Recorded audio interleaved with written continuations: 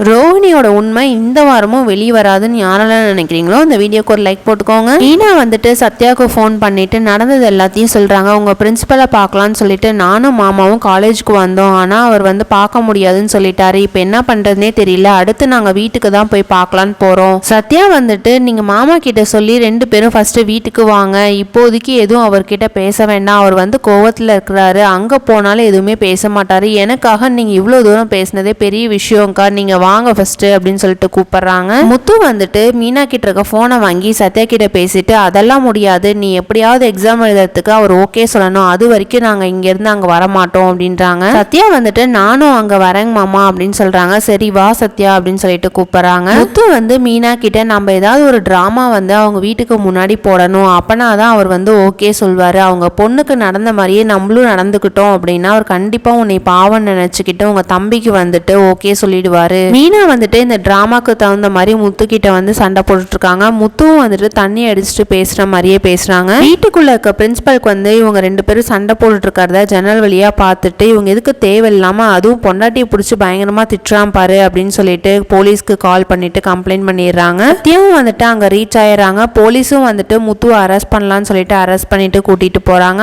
அந்த டைம்ல சத்யாவும் மீனா வந்துட்டு சார் அவர் எந்த தப்பும் பண்ணல, அவர் தண்ணி அடிக்கல, அதெல்லாம் சும்மா, அதெல்லாம் எதுவும் இல்லை, நீங்க விட்டுருங்க அப்படின்னு சொல்லிட்டு கெஞ்சுறாங்க. போலீஸும் வந்துட்டு இது மேல் இடத்துக்கு வரைக்கும் போயிடுச்சு. பிரின்சிபல் வந்துட்டு மேல் இடத்துக்கு ஃபோன் பண்ணி சொல்லிட்டாரு, நாங்க எதுவும் ஆக்ஷன் எடுக்கலன்னா எங்களுக்கு வேலை தான் போகும், அதனால நான் வந்து முத்து அரெஸ்ட் பண்ணிட்டு போறேன், நீ எதுவா இருந்தாலும் ஸ்டேஷன்ல வந்து பேசிக்கோ அப்படின்னு சொல்லிடுறாங்க. சத்யாவை கூட்டிட்டு மீனா வந்து அழுதுகிட்டே ஸ்டேஷன் போயிடுறாங்க. மீனா போயிட்டு பிரின்சிபல் கிட்ட கெஞ்சுறாங்க, சார் ப்ளீஸ் அந்த கம்ப்ளைண்ட் வந்து எப்படியாவது வாபஸ் வாங்கிருங்க அப்படின்னு சொல்லிட்டு நடந்தது எல்லாத்தையும் என்னன்ட்டு பிரின்சிபல் கேட்குறாங்க. மீனாவும் வந்துட்டு உண்மை எல்லாத்தையும் சொல்லிடுறாங்க. என் பொண்ணுக்கும் கல்யாணம் ஆயிட்டு 3 மாசத்துலயே வந்துட்டு என் வீட்டுக்கு வந்துட்டா, அதே மாதிரி உனக்கு எந்த பிரச்சனையும் வரக்கூடாதுன்னு நான் வந்து போலீஸ்ல கம்ப்ளைண்ட் பண்ணேன், என்னாலதான் உங்களுக்குள்ள பிரச்சனை அப்படின்னா நான் கண்டிப்பா வந்துட்டு சத்யாவை எக்ஸாம் எழுத அலோவ் பண்றேன் சரியா அப்படின்னு சொன்னே மீனாக்கும் முத்துக்கும் ரொம்பவே சந்தோஷமாயிடும். சத்யா வந்துட்டு எக்ஸாம் எழுதிட்டு இந்த டிகிரியை வந்து வாங்கிட்டு வர என்னங்கிறத வெயிட் பண்ணி பார்க்கலாம். நம்ம சேனலை பிடிச்சிருந்தா சப்ஸ்கிரைப் பண்ணுங்க. தேங்க்ஸ் ஃபார் வாட்சிங்.